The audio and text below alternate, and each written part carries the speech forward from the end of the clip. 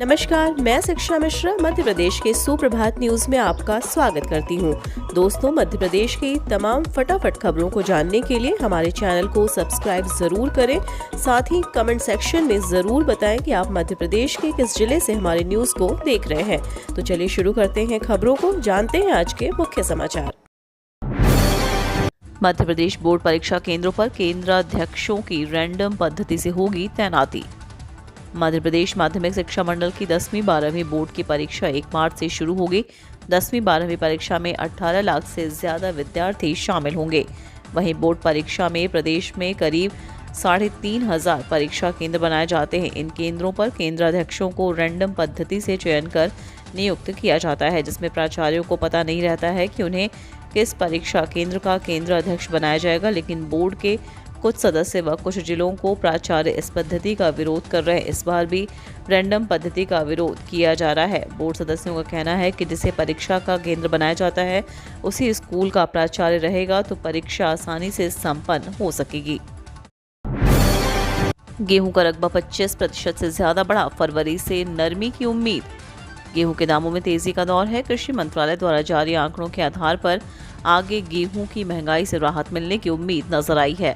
कृषि मंत्रालय ने बीते सप्ताह तक देश में हुई रबी की बुआई के आंकड़े जारी किए हैं। इसके अनुसार देश में गेहूं की बुआई में कुल 25% से भी ज्यादा की वृद्धि हुई है। बुआई के बेहतर आंकड़ों से अनुमान लगाया जा रहा है कि फरवरी से गेहूं के दामों में नरमी आने लगेगी। दरअसल मार्च माह में नए गेहूं की आवक मंडियों में शुरू होने की उम्मीद है।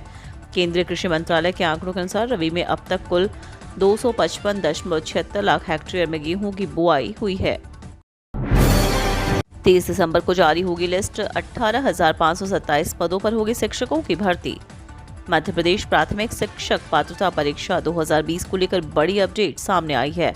ऑनलाइन भर्ती के लिए प्रक्रिया 17 नवंबर से जारी है। 30 दिसंबर तक प्राथमिक शिक्षक अभ्यर्थियों के दस्तावेज सत्यापन की सूची जारी होगी। सत्यापन और चयन समेत पूरी प्रक्रिया जनवरी तक चलेगी और फिर फरवरी 2023 में नियुक्ति मिलेगी। इसके तहत स्कूल शिक्षा विभाग के 7,429 और जनजातीय कार्य विभाग के 11,098 पदों पर संयुक्त काउंसलिंग के माध्यम से भर्ती होगी।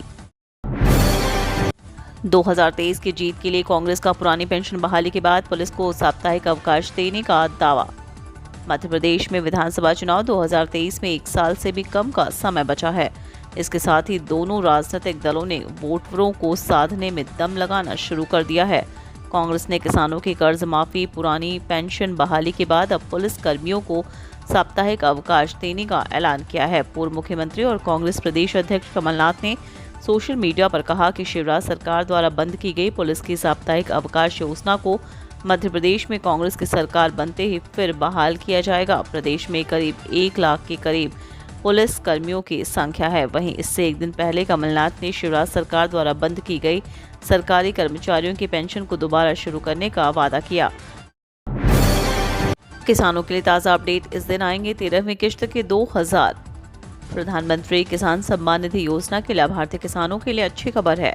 नए साल में 13वीं किश्त का लाभ मिल सकता है। मीडिया रिपोर्ट्स के माने तो पीएम किसान योजना की 13वीं किश्त किसानों को इस माह के अंत तक या फिर जनवरी के पहले सप्ताह में किसानों के खाते में भेजी जा सकती है। वहीं जिन किसानों ने अब तक KYC और आधार को बैंक से लिंक नहीं करवाया है वे जल्द करवा लें, अन्यथा किश्त पाने से वंचित रह सकते हैं। पीएम किसान योजना के नियम के तहत पहली किश्त 1 अप्रैल से 31 जुलाई के बीच दी जाती है। दूसरी किश्त 1 अगस्त से 30 नवंबर के बीच में आती है। तीसरी किश्त 1 दिसंबर से 31 मार्च के बीच में आती है। ऐसे में संभावना है कि 13वीं किश्त अब 3 महीने यानी दिसंबर के अंत से जनवरी तक किसानों के खाते में भेजी जा सकती है। राज्य के लाखों कर्मचारियों को जल्द मिलेगा बड़ा तोहफा, फिर बढ़ेगा 4% महंगाई भत्ता। मध्य प्रदेश के लाखों अधिकारियों कर्मचारियों के लिए खुशखबरी है। महंगाई भत्ता वृद्धि पर ताज़ा अपडेट आई है। खबर है कि MP विधानसभा के शीतकालीन सत्र के बाद राज्य की शिवराज सरकार महंगाई भत्ते में 4% वृद्धि कर सकती है, जिसके बाद कुल DA केंद्र के समान 34% से बढ़कर 38% हो जाएगा। संभावना है कि इसे 1 जुलाई या 1 अक्टूबर 2022 से लागू किया जा सकता है। इस बढ़ोतरी के बाद कर्मचारियों की सैलरी में बम्पर उछाल देखने को मिलेगा। अंतिम फैसला CM शिवराज सिंह चौहान को लेना है। दरअसल वर्तमान में राज्य के कर्मचारियों को 34% महंगाई भत्ते का लाभ मिल रहा है। हाल ही में पेंशनरों की महंगाई राहत में 5% की वृद्धि की गई है। भारत जोड़ो यात्रा के बाद कांग्रेस का हाथ से हाथ जोड़ो अभियान, मध्य प्रदेश में मिशन 2023 की तैयारी। भारत जोड़ो यात्रा को विस्तार देते हुए अब कांग्रेस देश भर में हाथ से हाथ जोड़ो अभियान चलाएगी। यह अभियान 26 जनवरी 2023 के बाद 3 महीने तक चलाया जाएगा। मध्य प्रदेश कांग्रेस ने भी इसे लेकर तैयारियां शुरू कर दी हैं।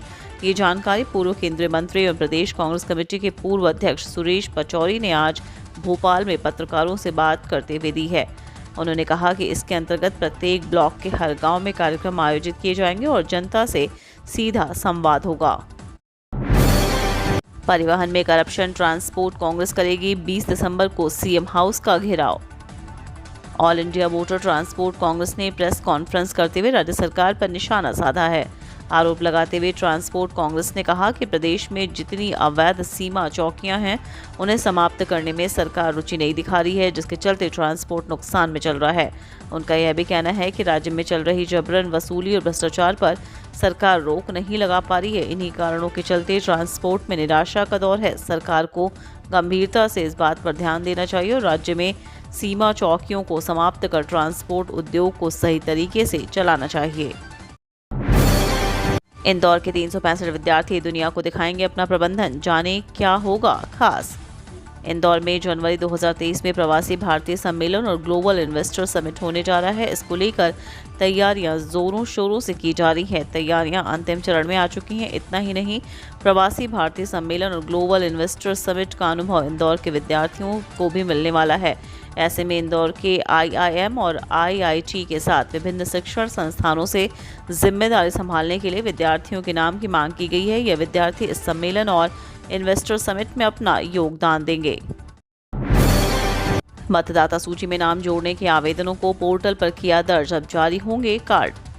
मतदाता सूची में नाम जोड़ने के लिए जिला निर्वाचन कार्यालय ने विधानसभा के सभी बूथ पर BLO के माध्यम से एक महाअभियान चलाया। इसमें 2 लाख से ज्यादा आवेदन प्राप्त हुए थे।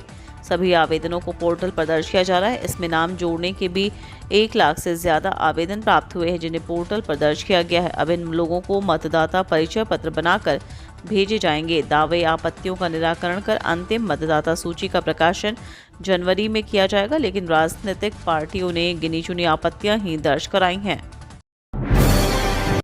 विद्यार्थियों और प्लेसमेंट के कॉलेजों को देना है डाटा, फरवरी तक भेजनी होगी रिपोर्ट।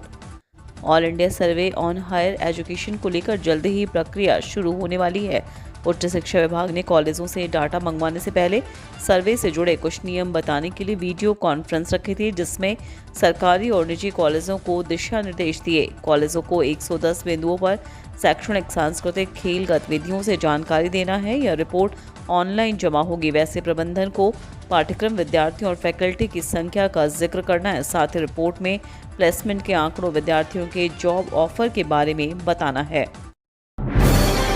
निवेश बढ़ाने के लिए अब बाबई में खाद्य प्रसंस्करण और कपड़ा उद्योग के लिए दी जाएगी भूमि। मध्य प्रदेश में निवेश बढ़ाने के लिए सरकार अब होशंगाबाद जिले के औद्योगिक क्षेत्र मोहासा बाबई में अब खाद्य प्रसंस्करण, वस्त्र एवं कपड़ा के साथ अन्य उद्योगों की स्थापना के लिए भूमि देगा। यहाँ 2458 एकड़ भूमि सरकार के पास उपलब्ध है। इसे बल्क ड्रग पार्क के लिए आरक्षित करके रखा गया था, लेकिन अभी तक केंद्र सरकार से इसकी अनुमति नहीं मिली है। डोर टू डोर कचरा कलेक्शन में नहीं हुआ सुधार तो SL पर लगेगा 15 लाख का जुर्माना। शहर के सफाई व्यवस्था में सुधार लाने की कवायद तेज कर दी गई है। इसी कड़ी में निगमायुक्त आशीष वशिष्ठ ने सफाई कार्यों की समीक्षा की, जिसमें पाया कि शहर में डोर टू डोर कचरा कलेक्शन कर रही SL कंपनी के पूरे 254 कचरा वाहन और वार्डों में नहीं पहुंच रहे हैं, जिस पर नाराजगी जाहिर करते हुए निगमायुक्त ने चेतावनी दी है कि यदि 15 दिनों के भीतर सभी वाहन फील्ड पर नहीं आते हैं तो SL पर 15 लाख रुपए का जुर्माना लगाया जाएगा। उन्होंने ये भी कहा कि कचरा वाहन जाने के बाद भी यदि नागरिक ने वाहन की बजाय सड़क पर कचरा डाला तो उनके विरुद्ध चालानी कार्रवाई की जाए। तवांग में भारतीय सीमा में घुसे 300 चीनी सैनिक, भारतीय सेना ने दिया करारा जवाब।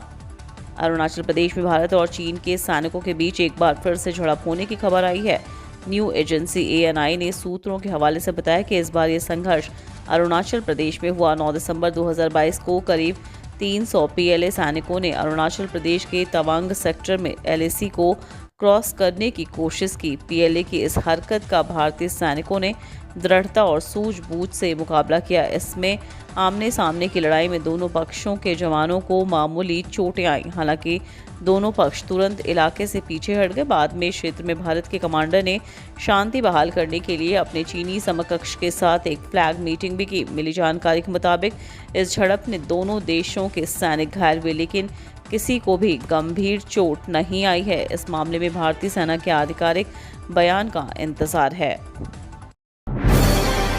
जयंत मलैया के बहाने भाजपा के कई दिग्गज नेताओं ने की संगठन की घेराबंदी। मध्य प्रदेश के दमोह में रविवार को पूर्व मंत्री व दिग्गज भाजपा नेता जयंत मलैया के अमृत महोत्सव में हुए एक घटनाक्रम ने पार्टी को ही चौंका दिया। दमोह विधानसभा उपचुनाव में भाजपा प्रत्याशी की हार के बाद पार्टी द्वारा मलैया को दिए नोटिस को राष्ट्रीय महासचिव कैलाश विजयवर्गीय ने गलत बताते हुए हाथ जोड़कर मंच से ही उनसे माफी मांगी। यह घटनाक्रम संकेत है कि फिलहाल तो प्रदेश भाजपा में सब कुछ सहज नहीं चल रहा है। ऐसे घटनाक्रम से भाजपा के असंतुष्टों को ताकत भी मिली है।